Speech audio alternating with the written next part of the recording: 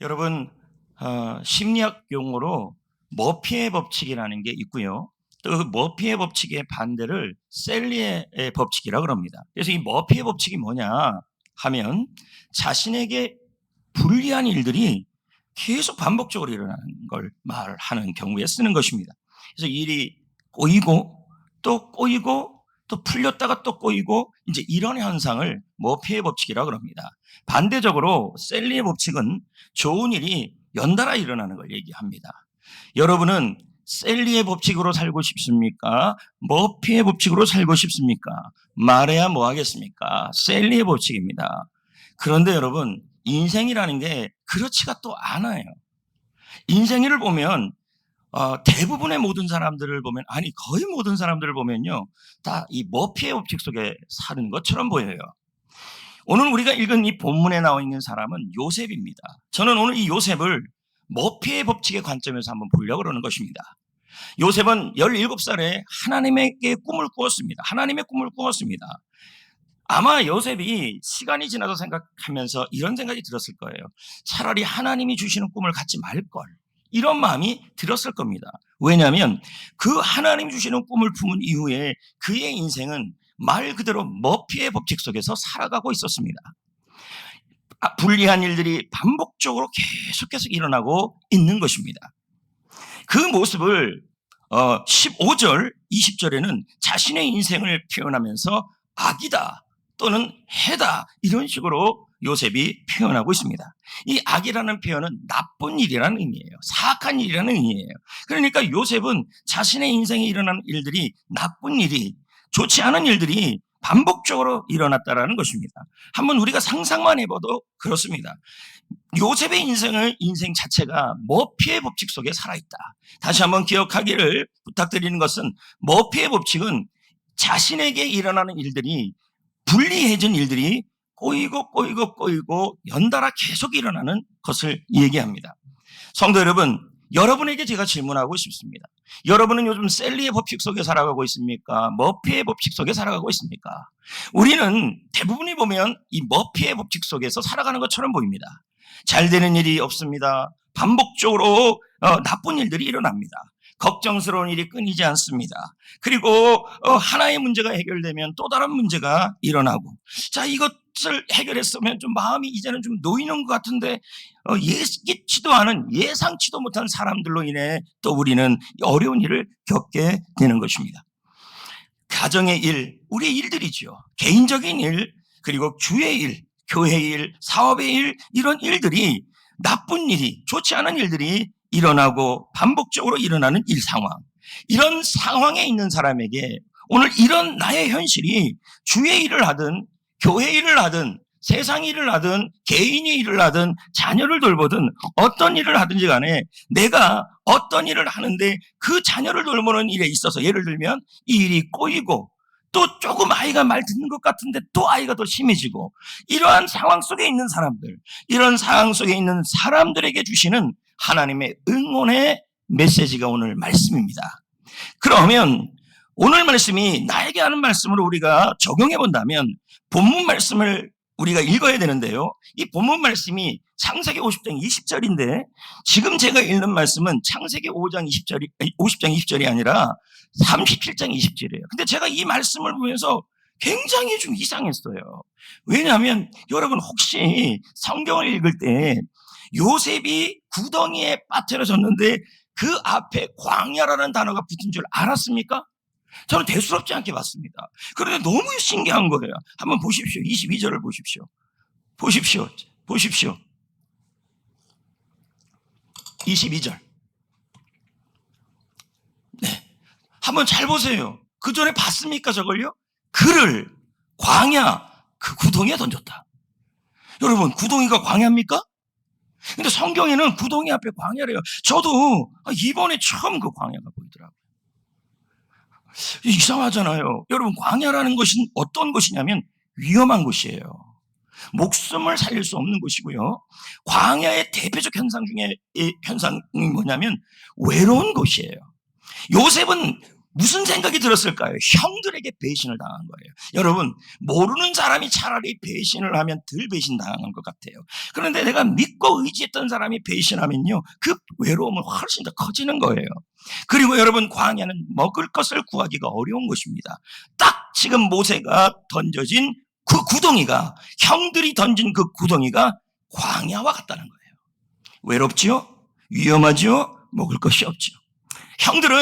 이 형들은 요셉에 대하여 질투했고 그 질투함이 살인으로 이어지는 상황까지 처해졌습니다. 여러분, 요셉은 어떻든 그 속에서 천신만고 끝에, 어떻게든 천신만고 끝에 형들이 쑥덕쑥덕 대고 뭐 어떻게 저떻게 해가지고 요셉이 건져진 거예요. 그러면 여러분, 건져지고 있는 요셉은 어떤 마음이 들었을까요? 야, 이제 난 집으로 갈 수 있을 것 같아. 야, 이제 나는 살 길이 생겼어. 부모님께 돌아갈 길이 생겼어. 라는 기대감이 있을까요? 없을까요? 있었을 거예요. 그런데 여러분, 이게 머피의 법칙이에요. 하나가 좀 풀리는 것 같은데 또 깨진 거예요. 형들은요, 자기 동생을 여러분, 노예로 팔아버린 거예요. 말이 노예죠. 여러분 주위에 있는 여러분 가족이 여러분을 인신매매 판다고 생각해 보세요. 예? 좋은 일이 일어난 일이 없이 계속 요셉은 뭐가 되냐면 머피의 법칙 속에 살아가는 인물이 된 거예요. 우리 인생이 보면 또 이래요. 믿었던 사람에게 가족들이 또 친구들이 우리를 힘들게 하고 그 힘들게 있는 상황 속에서 그들이 약간의 빛을 보여주는데 알고 봤더니 또 다른 기대가 무너지게 만드는 이 안 좋은 일이 연속적으로 일어나는 일들이라는 거예요. 그래서 이 요셉을 여러분 어떻게 했습니까? 예? 이집트의 노예로 팔아버린 겁니다. 여러분 생각해 보십시오. 요셉이 그 당시에 얼마나 마음이 힘들었겠습니까? 형들에 대한 배신감, 그리고 고향을 떠나온 황수병, 그러면서 팔렸는데 그래도 노예로 팔려갔던 이 처참한 환경 속에서 자신은 오늘날 심리학의 법칙을 알았다면 나는 왜 이렇게 머피의 법칙 속에 살아가느냐, 나는 하나님의 꿈을 꾼 죄밖에 없는데 나는 왜 이러냐라는 마음이 왜 안 들었겠습니까? 그럼에도 불구하고 요셉은 자기가 있는 그 자리에서, 예전에 제가 한번 이런 설교를 한 적이 있어요. 지금 있는 자리에서 꽃을 피워라. 그게 무슨 뜻입니까? 내가 있는 자리에 잡초가 너무 많아요. 꽃을 피울 수가 없어요. 내 주위에 있는 사람이 잡초예요. 잡초라는 말은 뭐냐면 아주 끈질긴 생명력을 갖고 있어요. 뭐예요? 미워하는데. 엄청나요. 그런데 제가 뭐라 그랬습니까? 그 속에서도 많은 꽃 중에서 꽃을 피우면 꽃의 가치가 덜하지만 잡초 속에서 꽃을 피우면 뭐예요? 꽃은 더 이뻐 보이는 거예요. 지금 여러분이 처해진 이 환경, 요셉이 처해진 환경에서 요셉은 그 자리에서 잡초 같은 환경 속에서 꽃을 피운 거죠. 성실했습니다. 그 속에서 친절했습니다. 그러면서 주인이 나중에는 인정할 정도였습니다. 야, 또 요셉은 기대가 생기는 거예요. 야, 주인이 날 또 인정하고 있어. 사장님이 날 인정하고 있어. 이제는 뭐가 좀 풀릴 것 같아. 이제 뭐가 될 것 같아. 여러분, 아니나 다를까? 안 되는 사람은 진짜 안 돼요. 계속 안 돼. 이번에는 이 주인님의 부인이 모함을 한 거예요. 그러면서 이건 누가 봐도 모함인 줄 아는 모함인데도 평상시에 이 주인의 부인이 품행이 방정하지 못했어요. 뭔 말인지 알죠? 품행이 방정해요. 상 주는 거 있잖아요. 품행이 방정하지 못하니까 이거 모함인 거 다 안 거예요. 그런데도 아무도 요셉을 도와주지 않아요. 주인님이 그럽니다. 요셉아, 너 덕분에 우리가 지금 형통하고 있다, 잘 되고 있다, 넌 최고야. 그런데 그 주인이 뭐라 그러냐면 이놈 감옥에 집어넣어라, 이렇게 하는 겁니다. 생각해 보세요, 여러분. 응? 계속 불리한 일. 세상에 하나님이 우리가 좀 존경하는 사람이었던 요셉이 왜 이렇게 머피의 법칙 속에 살아갑니까? 이럴 거라면 차라리 요셉 같은 인생이라면 누가 예수 그리스도를 믿겠습니까? 감옥에 갔습니다. 얼마나 거기서 어두컴컴합니까? 요셉은 생각했을 겁니다. 내가 이러려고 이렇게 성실했나? 내가 힘든 자리에서도 이렇게 그렇게 했냐? 그러면서도 성실하게 있는 자리에서 꽃을 피워요. 친절하고 기뻐하고 감사하고 그러면서도 섬기고, 그렇게 열심히 보니까 그 힘들어하는 사람들이 보이는 거예요. 그래서 그 속에서 봤더니 바로의 측근 두 사람이 있는데 그들이 꿈을 꾼 거예요. 그래서 요셉이 두 사람의 꿈을 풀어주면서 한 사람은 나가면 죽게 되고 한 사람은 나가면 살게 되는데, 살게 되는 그 사람에게 말합니다. 감옥에서 나가면 내가 여기서 나올 수 있도록 제발 도와주세요. 실제로 바로의 신하가 그걸 약속하고 바로의 신하는 풀려납니다. 자, 그 꿈을 해석해주고 그리고 바로의 신하가 나가는 그때를 봤을 때 요셉은 무슨 마음이었냐면 내일이면 연락 올까? 모레면 연락 올까? 글피면 올까? 글피면 올까? 그래갖고 여러분 요셉이 내일이면 연락 올까? 내일이면 연락 올까? 이게 기대를 하는데 안 와. 그래서 1년이 지나도 안 와요. 그러니까 요셉 입장에서는 무슨 마음이 드냐면 어떻게 내 인생은 이렇게 꼬여도 꼬이냐.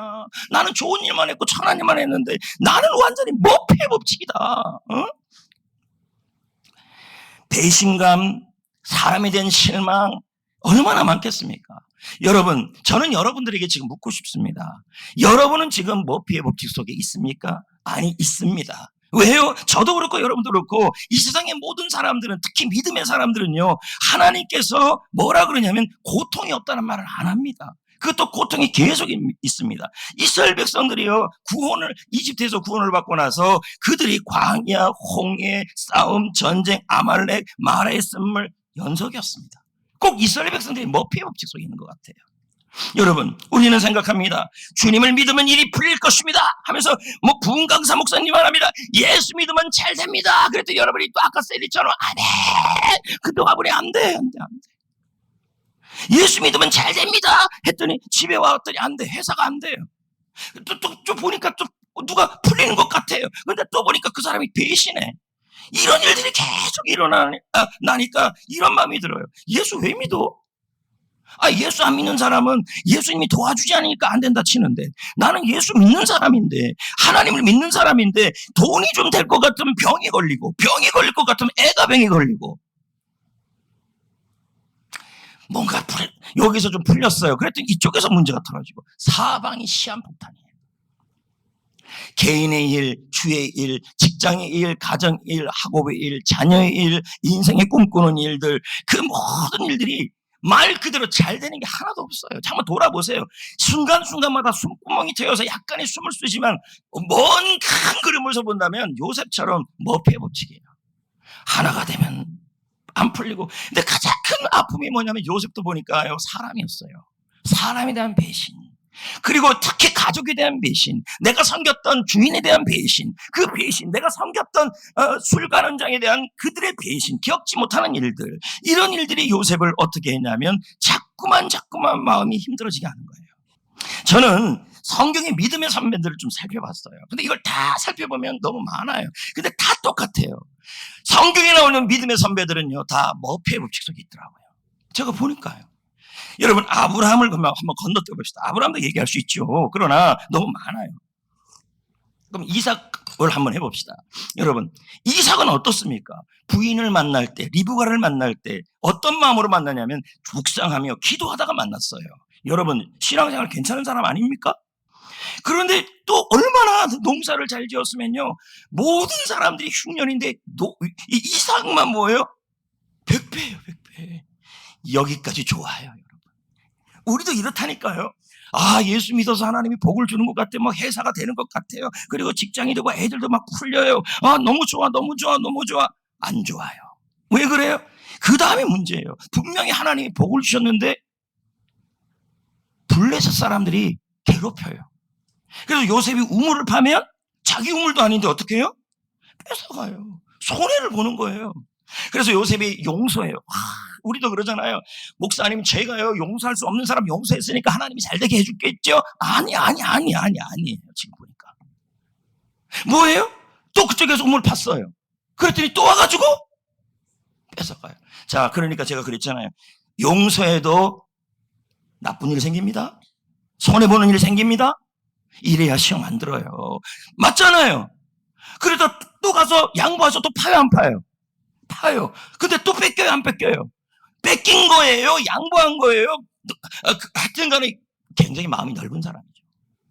여러분, 요셉은요, 이삭은요, 묵상하는 사람, 부모님의 신앙의 유산을 물려받은 사람이에요. 그래서 하나님께서 복을 주셔서 100배의 복을 받았는데 그 복 받으면 뭐합니까? 우리 여러분들 중에서 회사를 열었어요. 하나님이 처음에 막 복을 줘요. 근데 그 받은 복이 있는데 자꾸만 옆에 있는 사람들이 손해보게 만드는 거예요. 한 명이면 어떻게 해서 견뎌봐요. 그래 또 이쪽에서 하고 이쪽에서 하면요 이거 병입니다. 근데 저는 여러분에게 말씀드리고 싶은 것이 예수 그리스도를 믿어도 이렇게 손해보는 일이 연달아 일어날 수 있다는 거예요.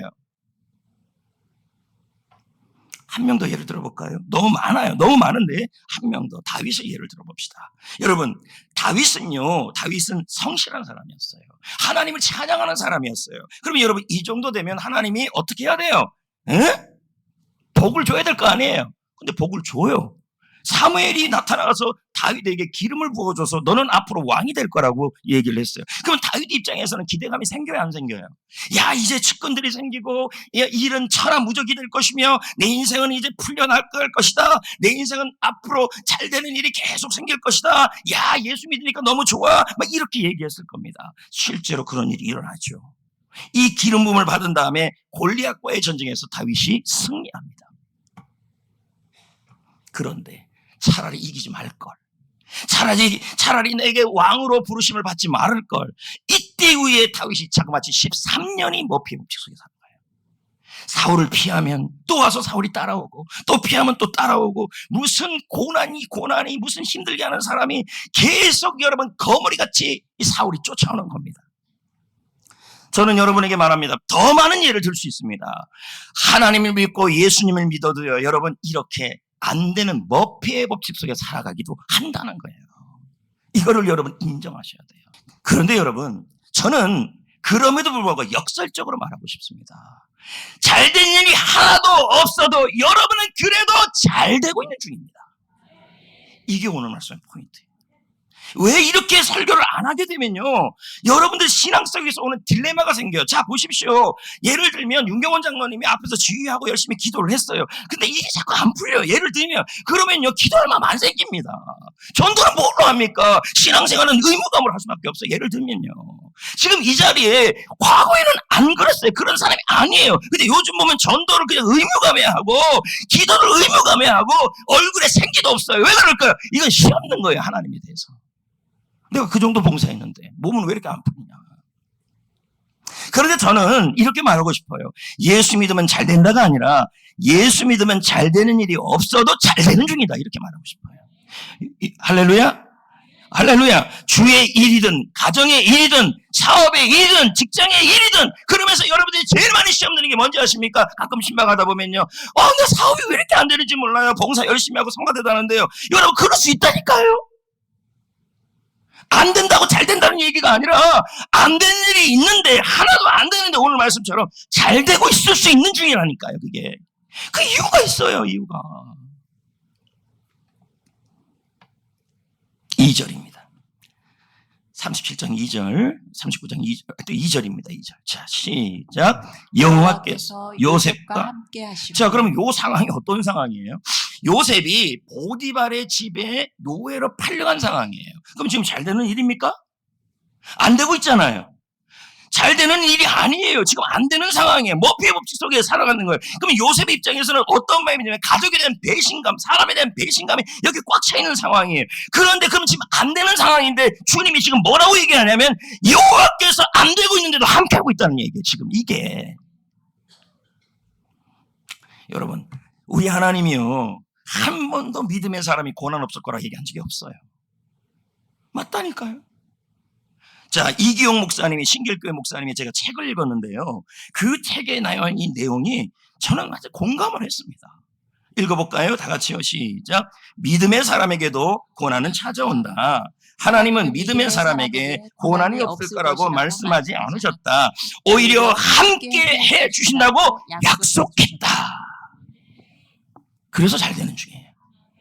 아멘. 머피의 법칙 속에서, 아니 목사님, 나 전도팀도 하고 청소팀도 하고 데코팀도 다 하는데 요즘 왜 이렇게 사람들 때문에 실망하고 환경 때문에 실망하고 자식 때문에 실망하는지 몰라요. 그러니까 앞에 와서 기도하고 찬양하고 전도하고 뭐 해도요, 그게 기쁨으로 하는 것이 의무감으로 해버리는 거예요. 왜요? 이건 하나님에 대한 실망이에요. 근데 저는 그 실망에 대한 얘기를 다시 하고 싶다는 거예요. 우리 하나님이 언제 하나님을 믿는다고 고난 없을 거란 얘기를 하지 않았어요. 너희가 불같은 시험을 당한다 그랬어요. 예수 그리스도를 믿는 믿음의 사람도요, 주의 일이든 개인 일이든 가정 일이든 반드시 고난이 연속으로 옵니다. 오더라도요, 주님이 그 고난 가운데 함께 합니다. 그리고요, 그 고난 때문에 무너지지 않게 하십니다. 자, 그거 보실래요? 이사야 43장 1절 2절에 보십시오. 오늘 성가대도 불렀죠. 두려워하지 말라. 제가 한번 읽어보겠습니다. 너는 두려워하지 말라. 내가 너를 구속하였고 지명하여 불렀나니 너는 내 것이다. 자, 그렇다면 이제 물 같은 곤양, 불 같은 곤양 없어야죠. 근데 있다잖아요, 지금요. 요 물이 홍해예요. 요단강이고, 내가 물 가운데 지날지라도 내가 함께 한대요. 이게 바로 형통이에요. 강을 건널 때에도 요단강이에요. 앞에는 홍해고 이번에는 요단강이에요. 건널 때에도 너를 침몰치 못할 것이다. 안 되는 일이 일어났는데 그 안 되는 일 때문에 침몰하거나 그 안 되는 일 가운데도 주님이 함께 한다는 얘기예요. 그 다음 보세요. 불 가운데 지날지라도. 이건 사드락과 메삭과 아벳느고의 그 불을 의미하겠죠. 타지 않을 것이다. 사르지 못할 것이다. 그러면 하나님의 자녀가 처한 환경이지 뭐라고 얘기하는 거예요? 언제 성경 어디에서 고난이 없을 거라고 얘기했습니까? 아닙니다. 고난이 없을 거가 아니라 불같은 고난이라고 얘기해요. 그리고 이 고난을 뭐라고 설명하고 있냐면 우리는 이 고난을 몇 피의 법칙이 일어나는 것처럼 보고 있다는 거야. 셀이 요즘 제자 훈련 받고 막 좋아요. 말 잘 들어요. 너무너무 좋아. 그랬더니 이상한 사람이 속을 썩여요. 어제 제자 훈련 하는데 자기들 힘들다고 얼굴에 다 표현하더라고요. 지금 있는 자리에서 꽃을 피워야죠. 힘들다고 얼굴에 다 표현하면 그건 아니에요. 자기의 환경부터 바뀌면 내 얼굴이 바뀔 거다. 노 땡큐입니다. 원치도 않아요. 주님은 뭐예요? 내가 있는 자리에서 잡초가 많아도 꽃을 피워야죠. 친절하고 감사하면 주님은 환경을 바꾸시는 거죠. 네. 지금 하나님의 자녀가 처한 환경이 뭡니까? 자, 이스라엘 백성들이 보세요. 광야에 나와서 홍해를 만났어요. 아우, 힘들어. 하나님이 건진 하나님의 자녀가 이거 뭐야? 처음에는 기적을 주시더니 이거 뭐야? 하나님 이럴 수 있어? 홍해는 무슨 홍해야? 그럽니다. 내가 언제 너보고 홍해 없다는 얘기 했냐? 침몰치 않을 것이다. 또 갔더니 한참 갔더니 이번에 뭘 만나요? 이제 겨우 가나안 땅에 들어가려 했더니 요단강이 또 갑을 만나요. 어떻게 이럴 수 있어요? 저희는 안 돼도 왜 이렇게 뒤로 나빠져도 코가 깨져요? 어떻게 그럼 나 주님 따라 안 갈래요? 주님 미워요. 전도는 무슨 전도예요? 전도는 그냥 목사님 눈치 보여서 그냥 하는 것뿐이에요. 그리고 얼굴에 기쁨이라고는 하나도 없어요. 얼굴이 그냥 할렐루야. 여러분, 제가 다시 말씀드립니다. 하나님을 믿는 백성도 일이 안 되고 가는 일들이 일어납니다. 그러나 다른 게 하나 있어요. 주께서 함께 하시고 그 고난 중에서도 침몰치 아니할 것이며, 할렐루야, 그 고난 때문에 타지 아니할 것입니다. 예, 그런데 우리는 어떻습니까? 예수님을 믿으면 문제가 해결되고 일이 풀리기를 소망합니다. 그러나 하나님은 이렇게 말씀합니다. 상황이 더 나빠질 수도 있다. 해피코스에서 처음에는 너무 좋아요. 새가족 공부해서 너무 좋아요. 근데 갑자기 부부가 또 싸워요. 상황이 안 좋아져요. 최악의 상황을 맞아요. 도대체 난 이거 뭐예요? 괜히 전도했어요. 괜히 해피코스 했어요. 근데 주님은 말해요. 염려하지 말라. 두려워하지 말라. 내가 너와 함께한다. 고난이 너를 침몰치 못할 것이다. 고통이 너를 사르지 못할 것이다. 내가 너를 침몰치 못하도록, 타지 못하도록 내가 그 모든 환경을 조절하고 있다. 사드락과 메삭과 아벳느고가요, 신앙 지키다가 풀매에 던져져요. 근데도 그 속에서 타지 않았어요. 하나님이 조절하고 있었다는 거예요.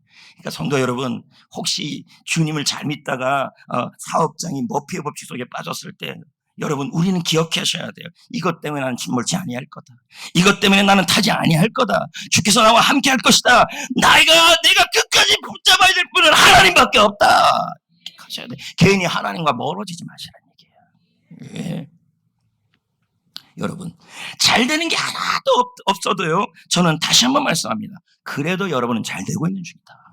왜요? 하나님이 함께 하시고, 하나님이 그 함께 하시는 걸 통해서 홍해를 만나지요. 그리고 사드락과 메삭과 아벳느고의 고난을 만나지요. 사울 왕을 만나지요. 그런데 여러분, 그 고난을 통해서 하나님은 하나님의 뜻을 이루려고 그러는 거예요.